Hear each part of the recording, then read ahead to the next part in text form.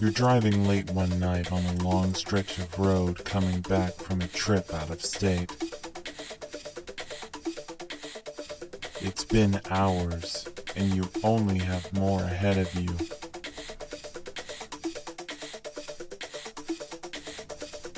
Headlights appear behind you, bright. They illuminate the cabin of your car. They follow you for hours. You stop at a gas station. They stop across the street. You drive off. They drive off too. You make it home and wake up to see the vehicle waiting outside. Your brain collapses from fear as you grab your baseball bat and take it to the solid black bus. You pound at the sides, half dressed, bags under your eyes, slobber raining out of your mouth. All of the families playing outside start looking over to see your complete breakdown. The driver of the bus rushes out to calm you as everyone is gathered around. He says it was all a simple coincidence. They just happened to be going the same way you were.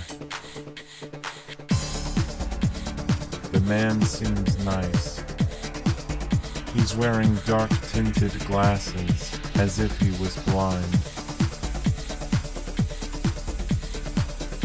He asks you if you need a ride. You say no. He begins to frown at you. You look around and notice everyone is frowning at you.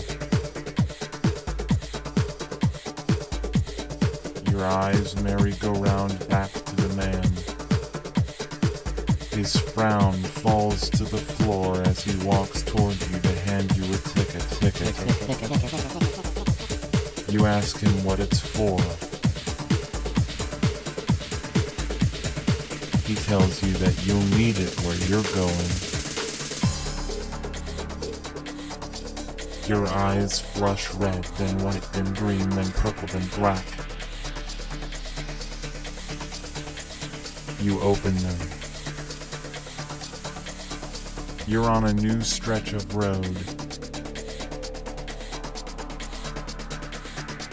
Everything around you is black,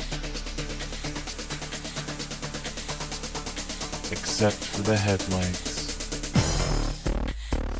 Your retinas burn away at the sight of them. Your mouth drops into a frown. You grab the dark shades next to you. You close the vehicle door. You crank up the engine. You put on your seatbelt. You adjust your rear view. Drive into the night,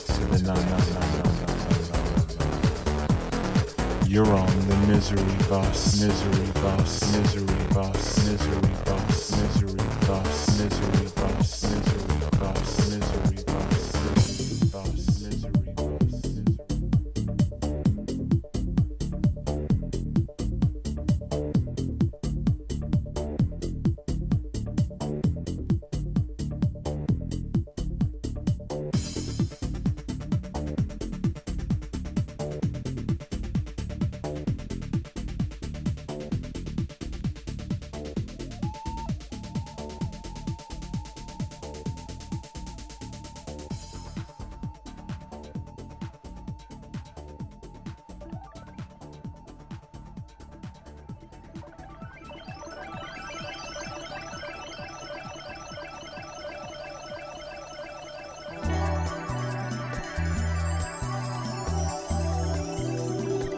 How was everything this evening? It was wonderful, Tom. Well, I'm pleased to hear it. Thank you for coming over to enjoy it. I always love coming over here, Tom. You're one of my oldest friends, and I just thank you for accepting me in your life and allowing me to open mine in return. Tom. So listen, here it is. I'm gonna give you my big trick. Are you ready? Oh yes, please. I've been waiting for this. Give me your culinary secret, so great one. Okay. I use me. Yeah, you do. You put your heart into every dish you make. That's not the part I use, no. Your soul did. Can't physicalize that, can you, Nora? What are you talking about, Tom? I've been using myself. I'll tell you how it happened. One day, I didn't have any salt, so I looked up online if there were any substitutes. Tom. Turns out there were quite a lot, but each one seemed to lack the substance I wanted at the time. Then I found this one site. The recipes, although controversial, have been revolutionary in my cooking. Best of all, cost-free. They're all from you. I've been starting with my feet. It's worked quite well, and most of the forums say it's best to work upward as you want to be able to enjoy as much as you can. Tonight's dish was a rare pick. Tonight, we got to eat some of my lower left backside. Hey, it's not all that bad. I'm probably the best cook you're gonna find around here for that sort of thing. Just be glad you didn't discover it from the guy I found out about it from. He served us a full-course meal. Never made it to the dinner table to see it.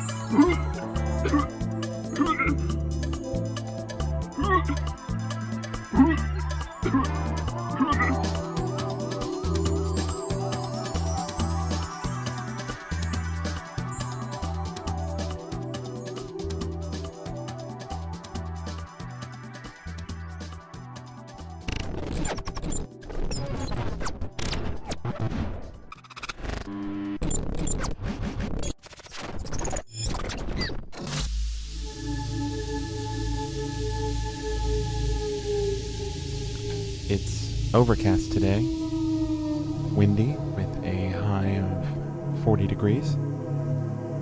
Radiation levels today are above 2000 MSV. Make sure you use that whole bottle of SPF today. UV levels are at 120. If you're just coming into town, it's good to have you here, but keep an eye out for those possum people. And remember, possum people do scurry in packs, so make sure you stay away from any public spaces. If you're heading downtown, you'll see many of the PPs upturning the garbage cans in the area. For those who are just now checking into the broadcast, PPs is not in reference to anything else. It's just short form for possum people. PPs have been known to hang around the local mall, so if you are going to Spencer's, make sure to grab your war clubs. If you think that one looks dead, we promise you it's not. Make sure to bring your nose plug for the smell. Trading possum people reproductive glands is prohibited in this area. Certain markets will allow for PP fur. Possum people will try to get your skin to barter for food. If you're heading out today, make sure it's on tight. Any trash you have needs to be incinerated before 12 a.m. This is due to repeat attacks by possum people who encounter any light source at night. Well, it looks like that's my time. Thanks for listening. Goodbye. Bye.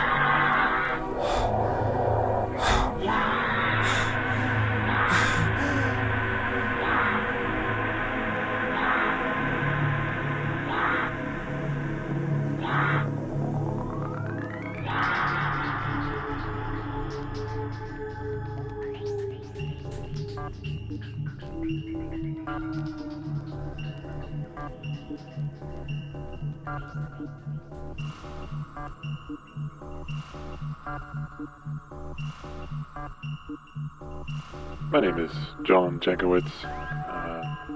Been with this company, HauntCo, for about 15 years now. HauntCo specializes in providing high-quality haunted objects. We use 100% organic ectoplasm and free-range demon meat in all of our products. And we even have our own portal to hell. So if we need to get something a little bit more personalized, we can just go there.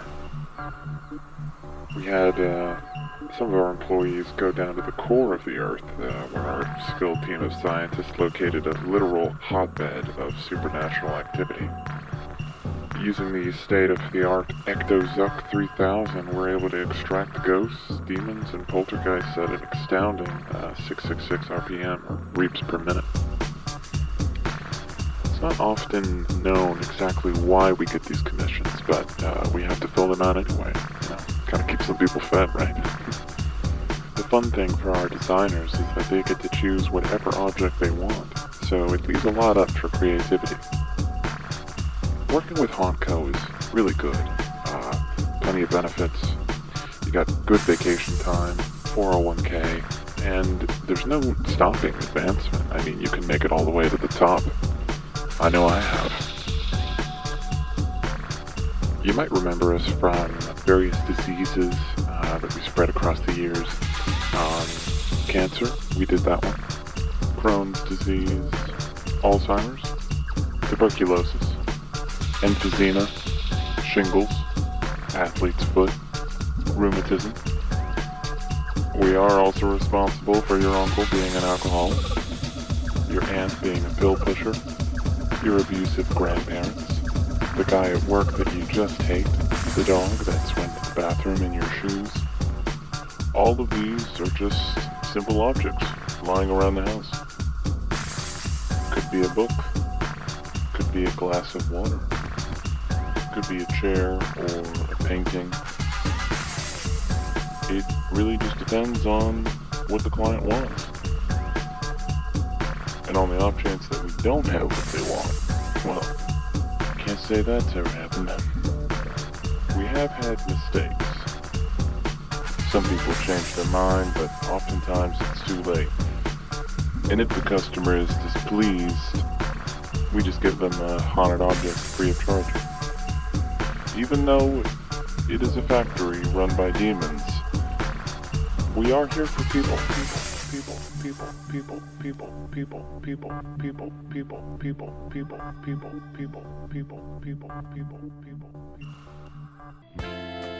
Ja, dat klopt zo wel heel erg. Excuse me? Ja, dat klopt zo wel. What? Ja, dat klopt zo wel. What? Send it on ja, dat klopt zo wel. What are you saying? Ja, dat klopt zo wel. You okay? Ja, dat klopt zo wel. Ja, ik wil nou. Are you having a seizure? Are you okay? Is your face numb? Ik zei nog dat ik klopt zo wel. Ja, ik wil nou. Is your tongue okay? Klopt zo wel. I don't understand what you're saying. Ja, dat klopt zo wel. Heel erg. Yes, nou.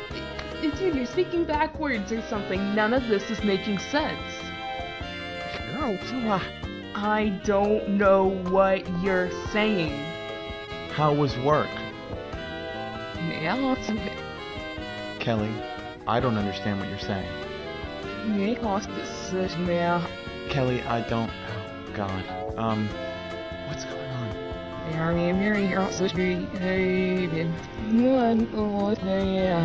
Kelly, I'm gonna call the doctors. We're gonna have to figure out what's going on here. Look, just shut up for a minute, okay? I don't understand a word you were saying.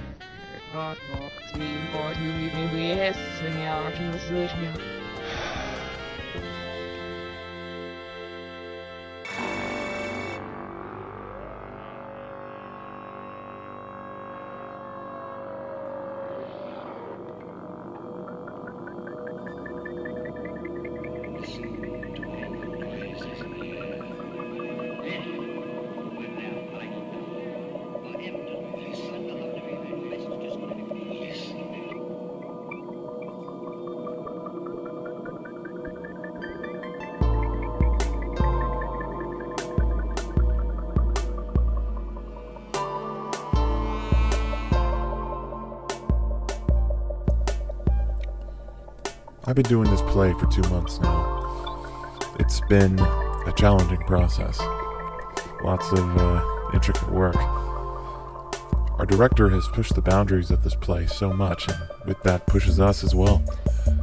I've done the work before, and it's not easy. For example, my approach for this play, Frost Nixon, is that I'm stepping deeper into the shoes of my character than I've ever thought possible in theater. I actually found out that the real guy was a mile away from where I live, so I went over there, checked it out.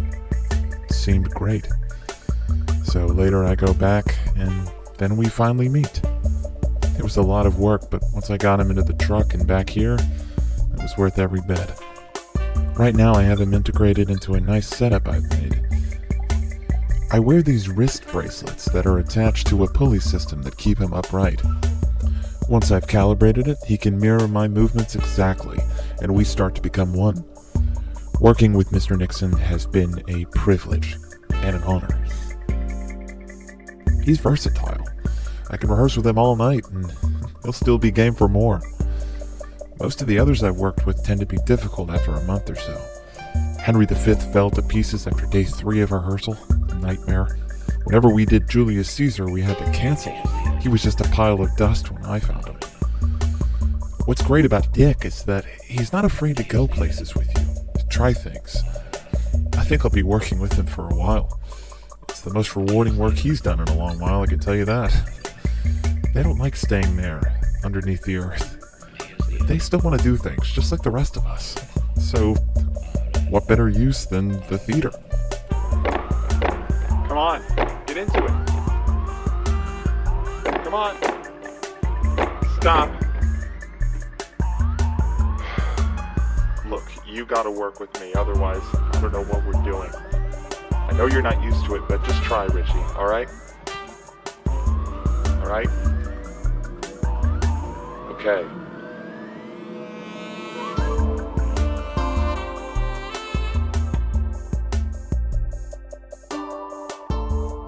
Okay.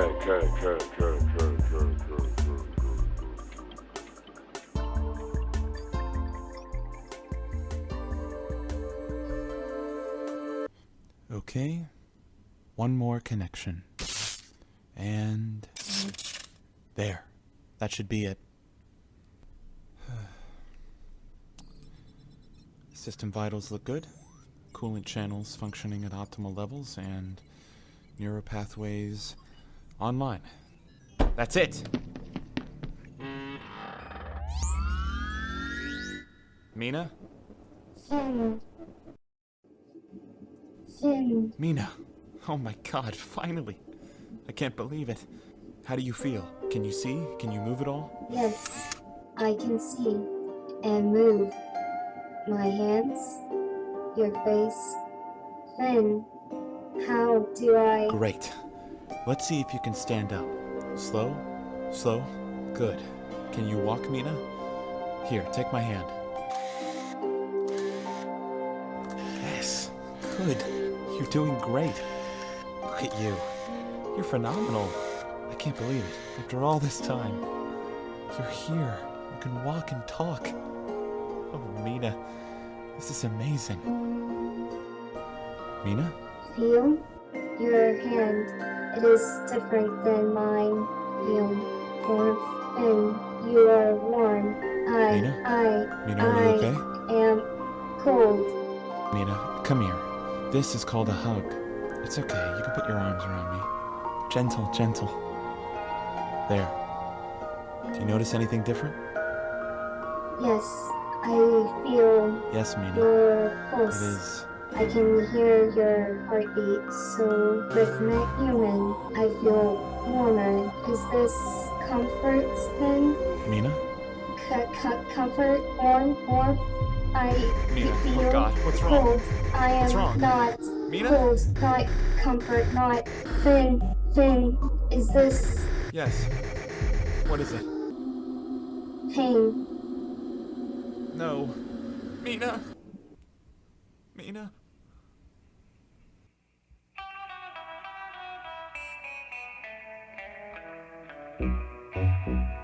you're mine.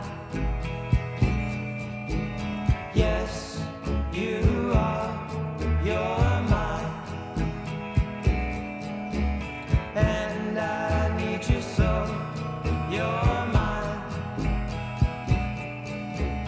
Never will I let you go.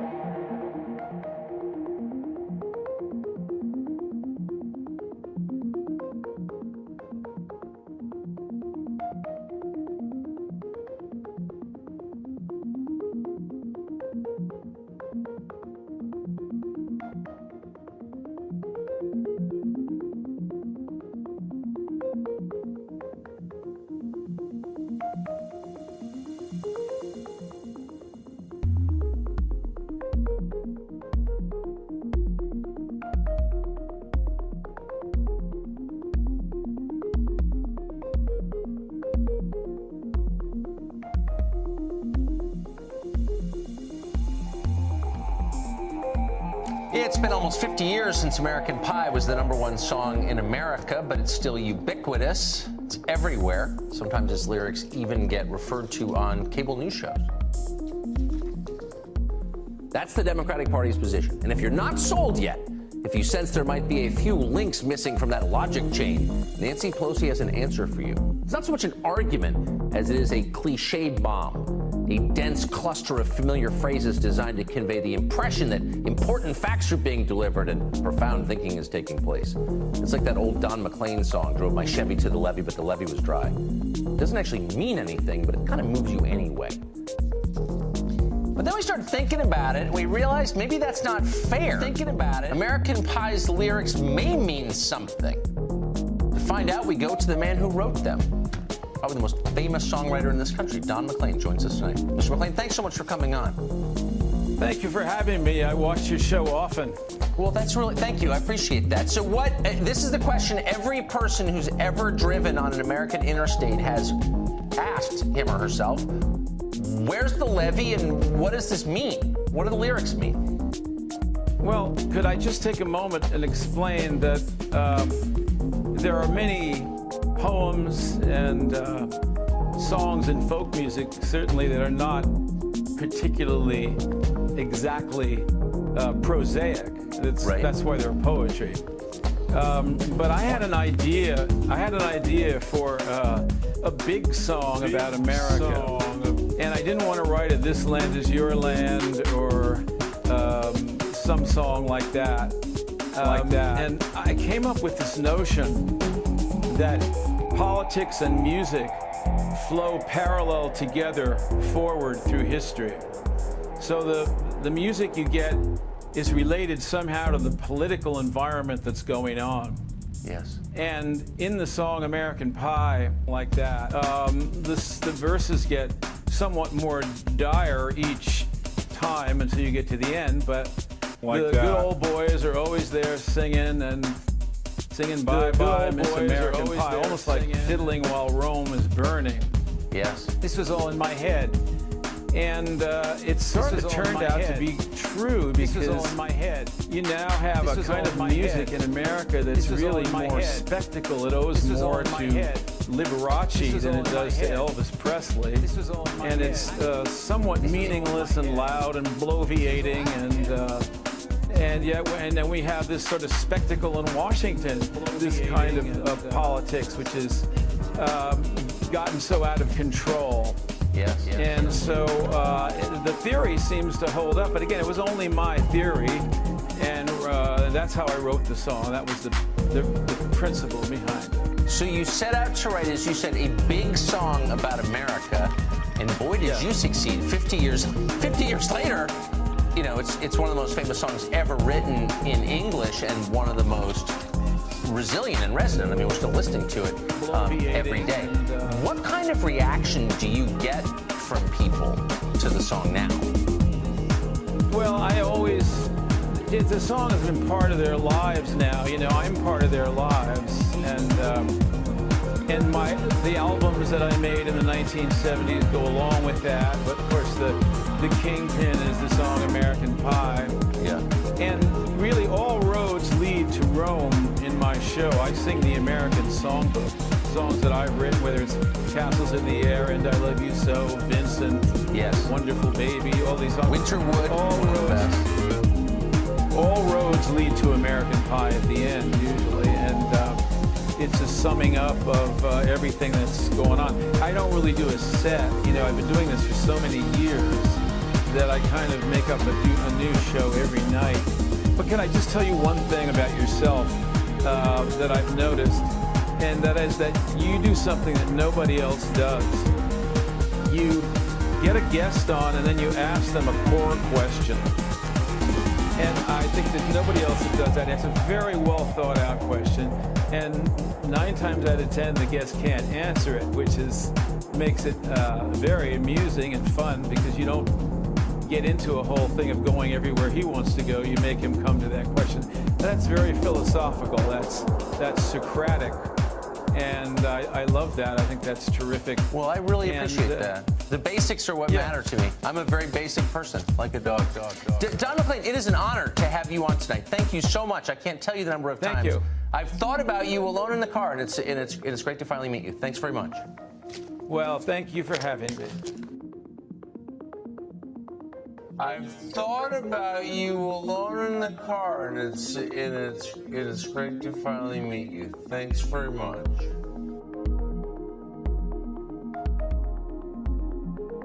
All roads lead to American Pie at the end, usually,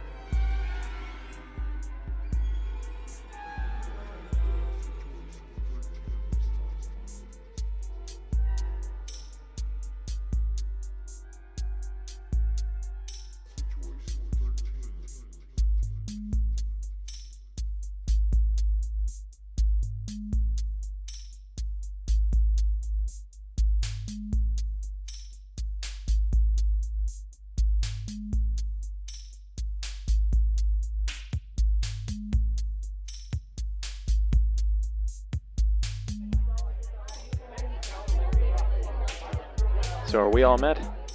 Alright, let's get to why we're here. A few of you know already, but we're changing the mascot.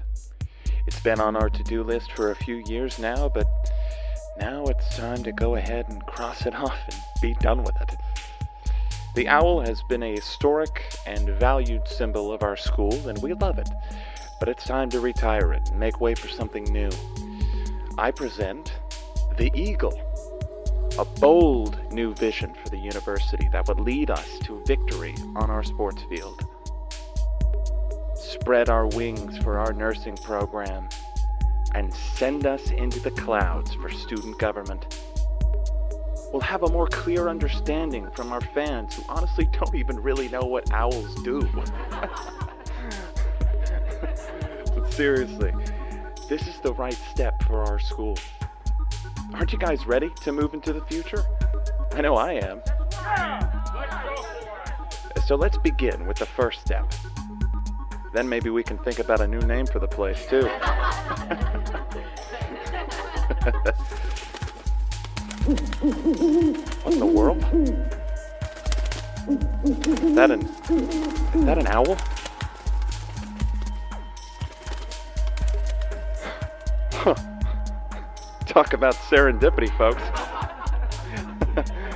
Maybe we are doing the right thing. Those things are annoying. Well, this was a productive meeting. I think let's just all head on home, okay? I'll see y'all next week.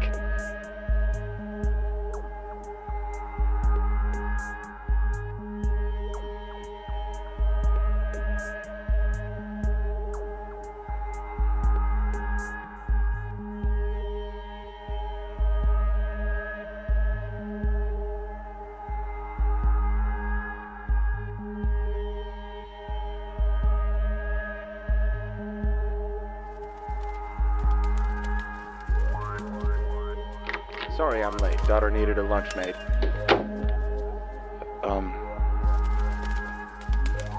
Hello? Hello? Is anyone...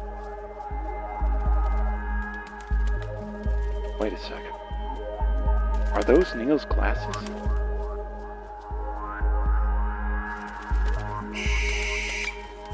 That's Carla's jacket. Pat's suitcase, Henry's backpack. Are all my board members owls? Oh my god. Pat, you went number 2 all over the table. It's so small. It's cute. Looks like some lint balled up in my pocket. Henry, is that a rat you've got there? Boy. Carla, I think you threw up. Are these bones? Carla, what are you eating? Neil, how are you doing? What's that? Hatched some little baby owls. You're a father, Neil. Congratulations. What happened? Why is this happening? Why? What did we do?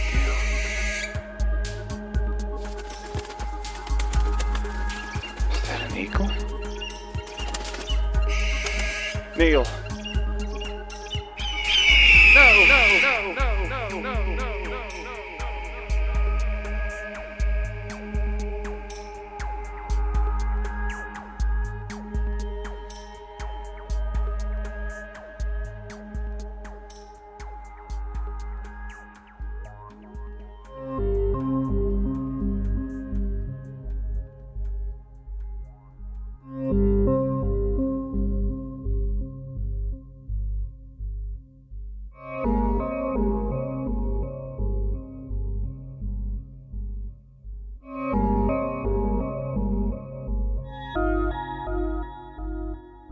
This is the end of the program.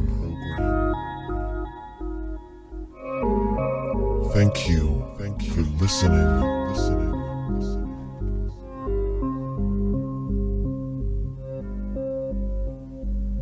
Good night. Good night. Good night. Good night. Good night.